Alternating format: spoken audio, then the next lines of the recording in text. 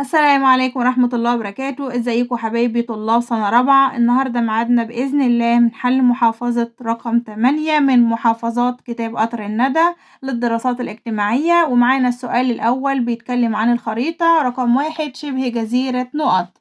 رقم 1 طبعا شبه جزيرة سيناء. 2 البحر نقط. أبص على 2 عندي هنا البحر طبعا المتوسط. رقم 3 نهر نقط. طبعا ده نهر النيل، كلنا كده حفظنا الخريطة، ممتازين. 4 الصحراء نقط. عندي هنا الصحراء اللي على ايدي اليمين هي الصحراء الشرقية. 5 جبل نقط. عندي هنا جبل العوينات في الصحراء الغربية. السؤال التاني اكتب ما تشير إليه العبارة. مديني تعريف وانا هقول التعريف ده بتاع ايه. مجاري مائية عذبة. مجاري مائية عذبة، طبعا ده مين؟ ده تعريف الأنهار. راية تتخذها المحافظة رمزا لها وتعبر عن نشاط سكانها. أدام راية وأدام تعبر عن نشاط السكان يبقى على طول عندي الشعار. الشعار. طيب هنا هنختار طبعا من الكلمات ونحط على النقط كده. حفظنا خلاص طريقة الأسئلة وبقى الموضوع سهل معانا جدا من كتر ما حلينا. من أدوات تحديد المواقع. أداة بستخدمها لتحديد المواقع. قارة، قبلي، خريطة، فخار. طبعا هي الخريطة. مساحة واسعة من اليابس تضم عدد من الدول بداخلها. طبعا مساحة من اليابس يبقى ده تعريف القارة. إحدى الحرف التي يستخدم الطين في صناعتها. حرفة بنستخدم فيها الطين يبقى طبعا الفخار. محافظة القاهرة تتوسط الموقع بين محافظات الوجهين البحري والقبلي. طبعا مفيش غيرها القبلي والبحري. السؤال اللي بعد كده بيقول صوب ما تحته خط. يعني الكلمة اللي تحتها خط أو ملونة باللون الأحمر طبعا دي خاطئة، فاحنا نصحح الكلمة دي بس يا حبايبي. يمكن معرفة الاتجاهات الأصلية والفرعية عن طريق. هنا بيقول مفتاح الخريطة، طبعا دي إجابة خاطئة. أنا هصحح بقى كلمة مفتاح الخريطة. مين اللي بيحدد لي الاتجاهات الأصلية والفرعية؟ طبعا وردة البوصلة.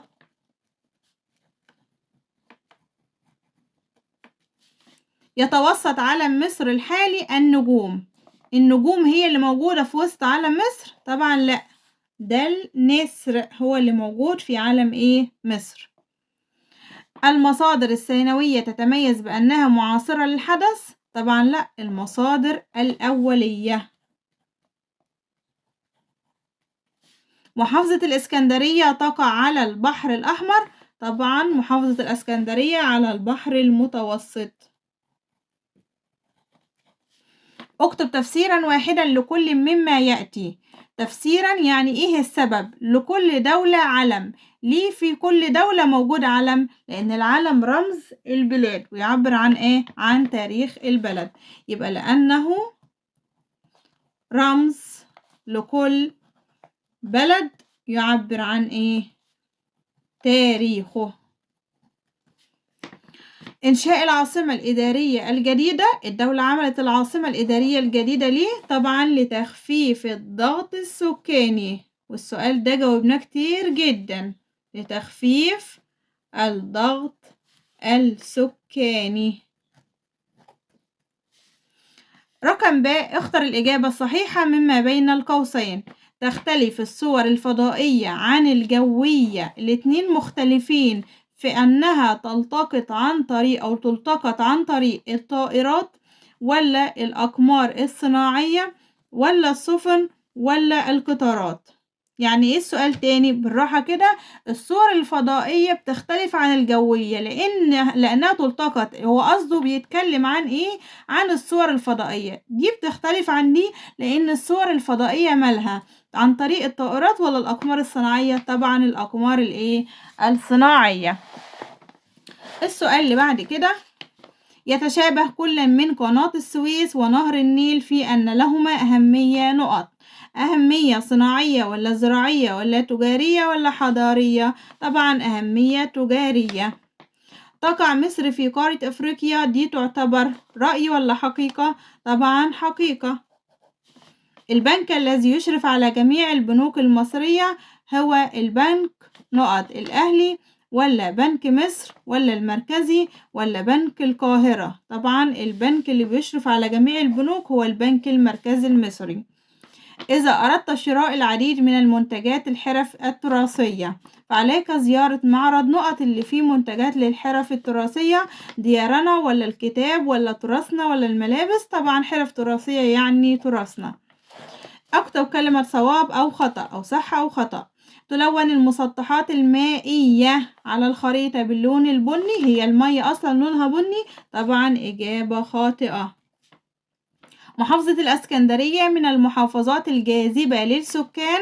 طبعا محافظة الإسكندرية من المحافظات الجاذبة للسكان فعلا، لأنها محافظة من المحافظات الساحلية، يبقى الإجابة صح. تزداد مساحة مستويات الارتفاع كلما زاد ارتفاع الجبل، يعني كل ما الجبل يرتفع أكتر يبقى مستوى الارتفاع بيزيد أكتر ولا بيقل؟ طبعا يا حبايبي الإجابة صحيحة. السؤال اللي بعد كده، حملة 100 مليون صحة من الخدمات الثقافية. طبعا 100 مليون صحة خدمات صحية، يبقى الإجابة خطأ. التحاق الطفل بالمدرسة دليلا على تمتعه بحقه في التعليم. طبعا مدرسة يعني تعليم، يبقى الإجابة صح. أكد الدستور المصري على حقوق ذوي الاحتياجات الخاصة. هل الدستور زي ما حقق حقوق الطفل العادي كمان عمل حقوق لذوي الاحتياجات الخاصة؟ طبعا إجابة صحيحة. السؤال اللي بعد كده، بما تفسر تسمية الصحراء السوداء بهذا الاسم؟ ليه سميناها صحراء سوداء؟ طبعا لأنها اتكونت من بقايا الانفجارات البركانية، يبقى لأنها تكونت نتيجة الانفجارات البركانية. السؤال اللي بعد كده، اتخاذ كل محافظة شعار خاص بها. ليه احنا بكل محافظة بتستخدم شعار؟ لأن الشعار بيعبر عن عن نشاط السكان أو العمل اللي بيشتغل فيه سكان المحافظة، يبقى لأنه يعبر عن نشاط السكان، أو لأنه راية تعبر عن عن نشاط السكان. الاختبار اللي بعد كده يا حبايبي رقم 9. أمامك خريطة صماء، اكتب ما تدل عليه الأرقام. 1 نهر طبعا كلنا حفظنا بقى 1 نهر النيل. 2 العاصمة مدينة، طبعا عاصمتنا مدينة القاهرة. 3 قناة طبعا 3 هنا قناة السويس. 4 الصحراء طبعا الصحراء الشرقية.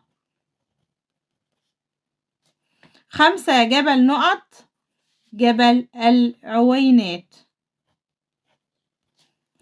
السؤال اللي بعد كده، اكتب تفسيرا واحدا ليه. أهمية الخريطة للفلاح، بتساعده في الخريطة؟ طبعا في تحديد ملكية الأرض الزراعية. السؤال التاني، أهمية الطقس في حياتك اليومية. ليه أنا بحب أعرف الطقس ودرجات الحرارة والأخبار وهكذا؟ ده طبعا علشان أحدد نوع الملابس اللي أنا هلبسها، يبقى لتحديد نوع الملابس التي نرتديها. السؤال اللي بعد كده، إذا أردت زيارة أكبر محافظة هتتوجه لمحافظة أكبر محافظة طبعا هي محافظة الوادي الجديد. اللون الذي يدل على نضال الشعب المصري طبعا هو اللون الأحمر.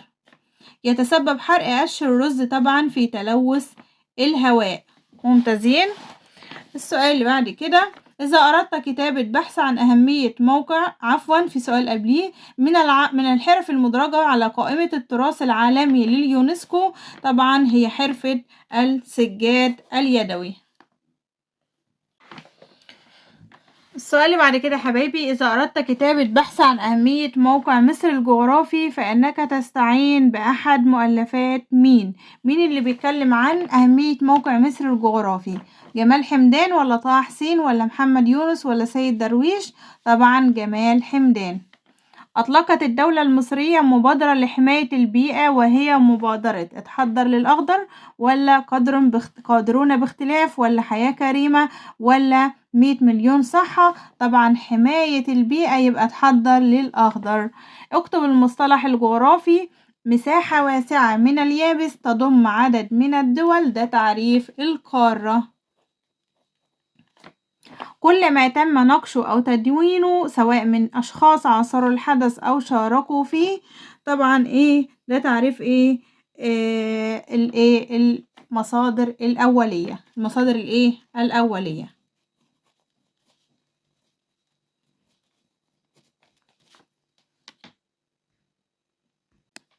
السؤال اللي بعد كده، اكتب كلمة صواب أو خطأ أمام العبارات الآتية. تستخدم الأقمار الصناعية في التقاط الصور الجوية، طبعا الصور الفضائية، يبقى الإجابة خاطئة. تمر السفن في الاتجاهين بقناة السويس بعد حفر قناة السويس الجديدة. بعد ما حفرنا القناة الجديدة بقية السفن تمر في الاتجاهين، طبعا إجابة صحيحة. البيئة التي تشمل معظم مساحة مصر هي البيئة الساحلية، طبعا لا، البيئة الصحراوية هي اللي معظم مساحة مصر، فالإجابة كده خاطئة. لكل طفل حق في الرعاية والتعليم والصحة، طبعا إجابة صحيحة. يقصد العديد من السياح قرية الحرانية بالجيزة لتميزها بصناعة المنسوجات. قرية الحرانية طبعا مش موجودة في الجيزة، يبقى الإجابة كده خاطئة. اكتب اسم نوع خدمة مقدمة من الدولة تنطبق عليه العبارة. من الخدمات يعني خدمة حماية حدود مصر ضد أي خطر. حماية يعني خدمات طبعا أمنية. بناء المدارس طبعا من غير ما أكمل خدمات تعليمية. السؤال الرابع، حدد أوجه التشابه والاختلاف بين كل من شبه الجزيرة والجزيرة مستخدما جزيرة شدوان وسيناء وكلمة اليابس 3 جهات 4 جهات. يعني الكلمات دي هو اللي أنا هكمل بيها المقارنة أو التشابه والاختلاف، فهو كده سهلها عليا جدا. لو اتكلمنا عن شبه الجزيرة، تشابه ما بينها وما بين الجزيرة إن الاتنين مساحة من الشبه الجزيرة والجزيرة، الاتنين مساحة من اليابس، طبعا يبقى هنختار هنا اليابس، وهنا اليابس عند الاتنين لان ده تشابه. اما الاختلاف ان شبه الجزيرة يحيط بيها المياه من 3 ولا 4 جهات، طبعا 3 جهات. اما الجزيرة فهي يحيط بيها الماء من 4 جهات. بالنسبة للأمثلة، شبه الجزيرة زي شبه جزيرة شدوان ولا سيناء؟ طبعا شبه جزيرة سيناء. أما الجزيرة مثل جزيرة شدوان. أجب عن المطلوب فيما يأتي. اكتب نتيجة واحدة لسوء استخدام الموارد الطبيعية. لما نستخدم الموارد الطبيعية بشكل سيء، طبعا ده هيؤدي إلى إهدارها واستنزافها، يعني هتخلص بسرعة أو هتتلوث أو مش هقدر أستفيد منها بالشكل الكافي، فطبعا ده هيؤدي إلى استنزافها وإهدارها. ما العلاقة بين الفنان سيد درويش والنشيد الوطني؟ طبعا الفنان سيد درويش يا حبايبي هو اللي لحن النشيد الوطني، يبقى الفنان سيد درويش هو الذي لحن النشيد الوطني وكده باكون ربطت الاتنين في بعض زي ما أنا فهمتكم سؤال ما له علاقة. وبكده يا حبايبي نكون انتهينا من حل محافظتين في الفيديو ده، وباتمنى كده إن انتوا تعملوا لي لايك على الفيديو وتشيروه لزمايلكم وتكتبوا لي تعليق حلو منكم علشان أستمر. والسلام عليكم ورحمة الله وبركاته.